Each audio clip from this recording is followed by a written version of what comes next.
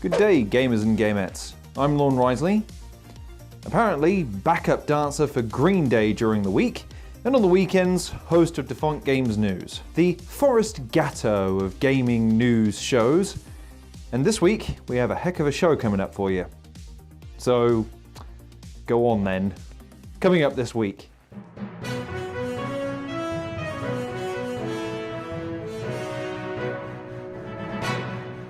.343 Guilty speaks as 343 Industries addresses criticism of Halo Infinite's graphic issues and leaks. Combo breaker for Microsoft as the next-gen console war gets controlling. And other highlights to come include the passing of a technological founding father. Couldn't find the normal gear this week, huh, Dave? No? Your one job. Oh well, to our first story this week, and out of all the things that could have possibly arisen or come from the Microsoft reveal event, which you'll recall we covered a few weeks back, all the games, all the news, all the releases, all the possibilities, all the potential. People have seemingly fixated themselves on one image. One image for the reasons that completely elude me. I mean, yes, I get it. It's just a little bit, oh my god, what the hell is that? Kill it with fire. Ugly, but still. To condemn a whole game for one unflatteringly, poorly angled image seems a little strong. It would be a bit like, hey, don't play Skyrim or indeed anything Bethesda makes because Bethesda have a fundamental rule about human beings is that they refuse to study them for likeness or realistic purposes and would just rather take random stabs at the dark of what a human face looks like. Nonetheless, it's had its backlash, and the developers of the upcoming Halo Infinite game have saw fit to address some of the criticism. And I think at this point I need to stress the point. I was not one of the people criticizing this game for its lack of detail. I mean, think about it. Halo is a game about a man who lives in a tank suit and goes shooty shooty blam blam in space at undersized Teenage Mutant Ninja Turtles and giant blue bodybuilders that can give you a high five with their face.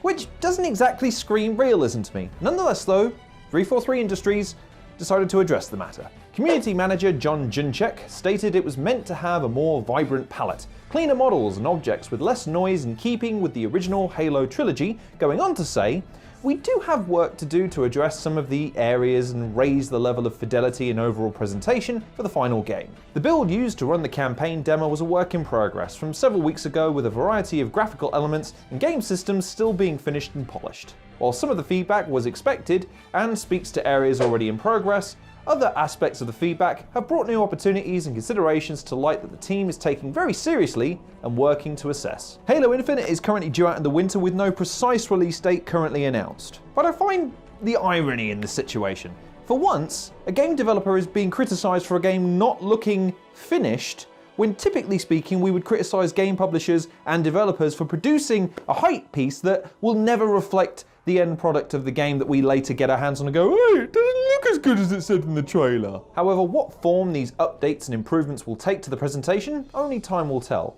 And while I stand by my stance that graphics are not the be-all end-all of how good a game is, I will agree that after finally getting Wayne Rooney out of FIFA, it'd be slightly annoying to see him turn up in Halo. And also in Halo-related newsiness this week, 343 Industries confirmed by Twitter and later by press release that Halo's multiplayer will be free to play for everybody and run at 120 FPS on the Xbox Series X after leaks seem to insinuate that that would be the deal anyway. Details of the mode were originally posted by retailer and last place to have a real-life gander at cool plastic Smith's Toys, describing it as a groundbreaking free-to-play multiplayer experience with greatly reduced load times and up to 120 FPS gameplay on the Xbox Series X. The listing's now been pulled, but as always, the internet never forgets, neither does Pepperidge Farm, and is available via all good Xbox leaking outlets. So while there have been easier weeks in Halo's history, and a game that Xbox will lean heavily on its opening week as, you know, and now that the game has gone through the ring, because Halo, I would say on balance, it's come out in reasonable shape. Safe to say there'll be more news and updates on this game as we progress in the future, but so long as the Chief is doing his thing and doesn't end up with the gaming equivalent of the Great Gazoo following him around the whole game, I I'm well on board for another edition of Halo, ready to finish the fight yet again for the final time, infinitely, maybe, not, yes. Halo Infinite.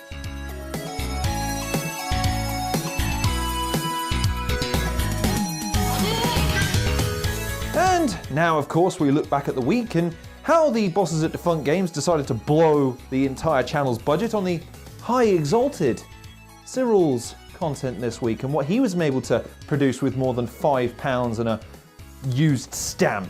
I mean, at this point, it wouldn't surprise me if I have to start hosting the show in a closet in a loincloth. That was not on film. Do not give the bosses any ideas, you guys. But enough of what's potentially to come.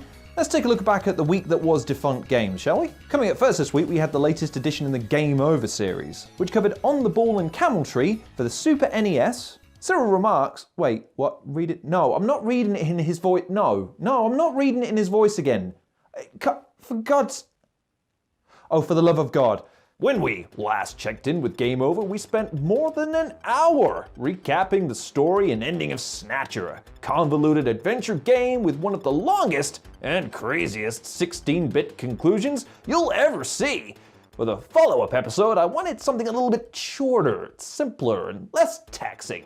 That's why we're going to talk about On the Ball, the platforming racing game hybrid from Taito, where the only plot twist is the levels spinning around a marble trying to find its way to the exit. What it lacks in story, it more than makes up for with endings. Lots and lots of endings. In fact, it may have so many endings that one of Taito's biggest stars even gets in on the action. Turn back now if you don't want to know what happens next, because today we're spoiling the story and ending of On the Ball on the Super Nintendo. This is Game Over, the early years. There. Are you happy, Carlos?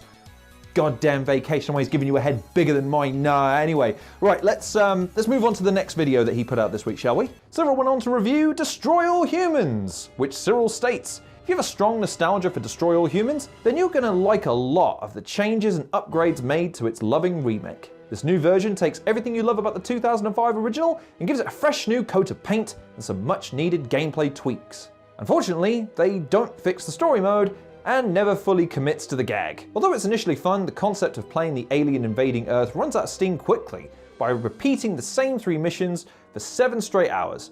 This Destroy All Humans remake only scratches the surface of the incredible things you could do with such a great concept. So there you have it, that's all the content that Cyril has for you to get your teeth stuck into this week. He still seems a little off, doesn't he? Well, stay tuned for the end of next week. I might have some news concerning that particular anomaly.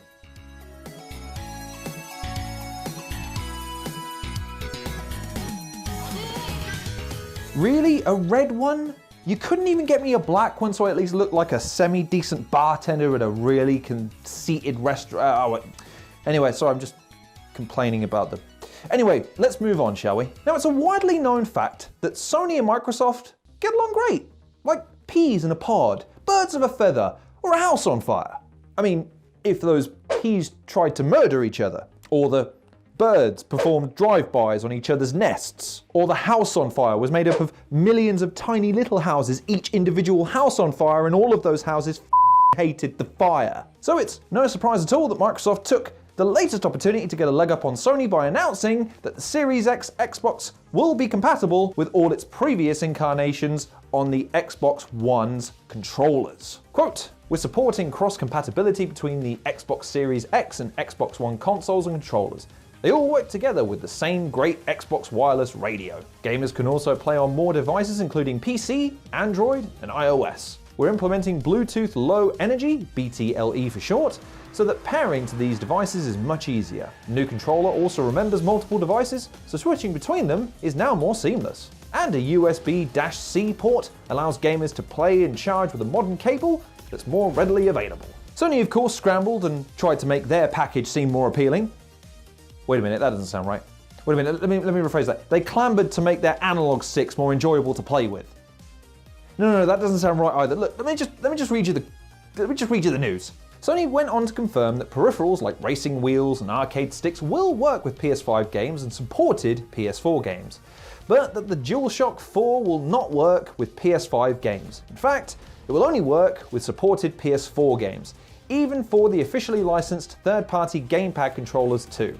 Sony went on to explain, "We believe that the PS5 games should take advantage of the new capabilities and features we're bringing to the platform, including features of DualSense wireless controllers." Which now means that despite the original consensus that Xbox had a weaker presentation going forward, the forwards as well as backwards compatibility of their hardware coupled with the ease of access that they seem to be proposing by getting rid of Xbox Gold, seems to be on the surface presenting something that's at least a little bit more appealing. But let's face it, Xbox will take any victory they can get at the moment. Considering the beating they took in the last generation, they lost worse than me at the last Defunct Games bosses meeting about my budget allocation. Not to mention the Xbox Series X being nicknamed the Sexbox, still stupid name. And the fact that the Xbox does look a bit boring. And the fact that Johnny Carson was predicting Halo and Forza in their gaming lineup on The Tonight Show back in 1973. You can just tell after this particular victory that the Microsoft bosses were doing the Macarena most of the week, in between having morning mimosas for breakfast, lunch, dinner, brunch, and then dinner and lunch again. But will it be enough to win this generation?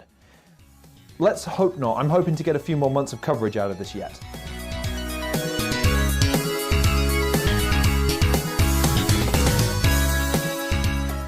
And finally, we come to the news of the week that happened in between Sony and Microsoft firing Nerf bullets at each other, but is still worth covering. So saith thy Lord and Saviours, the Defunct Games bosses.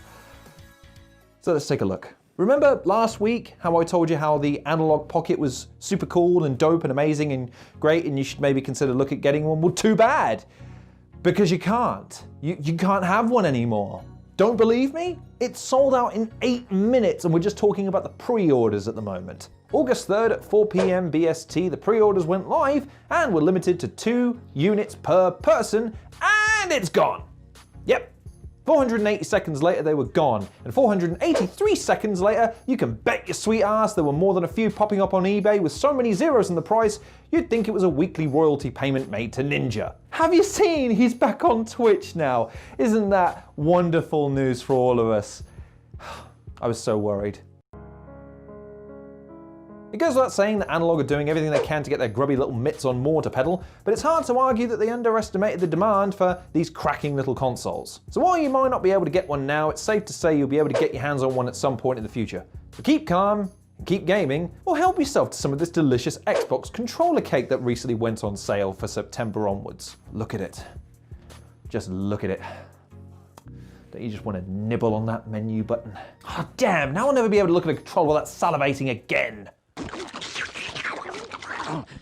More. However, on a more somber note, Bill English, one of the 2 men responsible for the invention of the humble mouse, has passed away this week at the age of 91.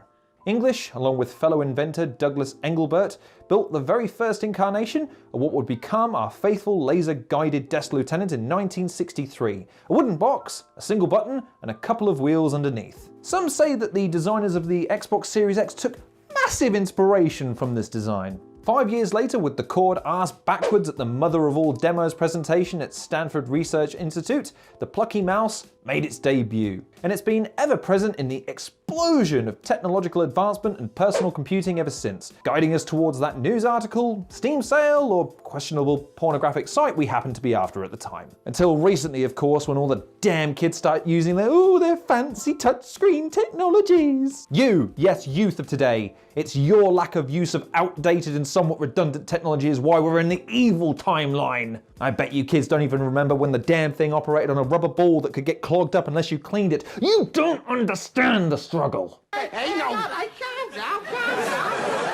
Good news, everyone! It turns out that the solution to overworking your employees to, say, 100 hours a week without weekends, breaks, or evenings off, or seeing your family members, is just to give them 1 whole week off and then publicize that decision as widely as you can. Riot Games, the developer of League of Legends and Valorant, will be giving employees the week of the August the 10th off to disconnect, recharge, and reboot, the studio has announced in a blog published on Tuesday. As game developers, we're all hyper aware of the effects of crunch and project-based deadlines, Riot said in its blog. We owe it to ourselves and to you to prioritize our health as a team so we can bring you new experiences long into the future. Riot also said it would be shifting some patches and release timelines a bit to accommodate the break, and that a few teams are staggering their time off to make everything run as smoothly as possible. And isn't that the most heartwarming part of the release? Let's make sure everyone's health is set, but make sure the games are made first, people. A wonderful sentiment from a studio that recently settled with current and former female employees for $10 million in December of 2019 in a lawsuit that accused Riot of gender-based discrimination and sexual harassment. While game companies continue to deny the presence of what is typically known as the standard working week, ignoring the premise of a weekend being the time one typically recharges from the prior week's work, this is a limp-wristed as ever gesture as I've ever seen. And frankly, just more evidence of what is blatantly, it's just a lack of disregard for one's staff. Not unique to the gaming sector, I might add. But progress is progress, I guess. Still kind of a bum of a story to end on, so we shan't end on that. So finally, let's end on some Defunct Games news, shall we say? Some gaming news a little closer to Defunct Games. Waifu has finally gotten its act together and released the full nudity mode of its recent release. Because it was originally played with bugs and glitches that made it unable to play. Fans of the game applauded this action. Well, they did with the spare hand they had free at the time. You know, because... Anyway, you get it. The point is, I think I speak for everyone else who isn't a fan of the series when I say... Yay? Oh, this is awkward. Well, that was the happenings of the week. I have an interesting lead to follow up on now, and no, it's not seeing whether or not the Red Hot Chili Peppers need a supporting backup dancer. Ha ha ha, very funny. But in the meantime, this has been Defunct Games News. I've been your rather dapperly dressed host, Lorne Riseley, telling you to look into that Xbox cake. Send us that cake. We like cake here at Defunct Games. Send us cake! Be sure, as always, to go and check out the Defunct Games Discord and join us over there. Check out some of the other content that the high exalted Cyril has planned for you this week. He's got so many videos that are so well financed. Oh, la-di-da. And of course, be sure to check out any other updates and things that we might have for you in the coming weeks and months. But I suppose the only other way to end on this video is just to say, take care of yourselves. Thank you very much for watching, and we'll see you next week. Hey, thanks for watching this episode of Defunct Games News. If you liked what you saw here, then you should know that we post new episodes every Sunday, so tune in next week to hear Lorne do another terrible impression of me. Now, here's the question I have for you. What is your favorite video game controller? Yep, I'm talking about all time. Are you partial to the Super NES pad, the Xbox controller, or I don't know, maybe even the mouse? But William English would probably appreciate that. Let me see your picks in the comments below. In other news, we have a stacked week in store for you, including reviews of Cruel Band's Career and Metamorphosis. Yeah, that's the game where you turn into a cockroach. If that sounds good to you, then I strongly recommend you click that subscribe button and support what we're doing here. Until then.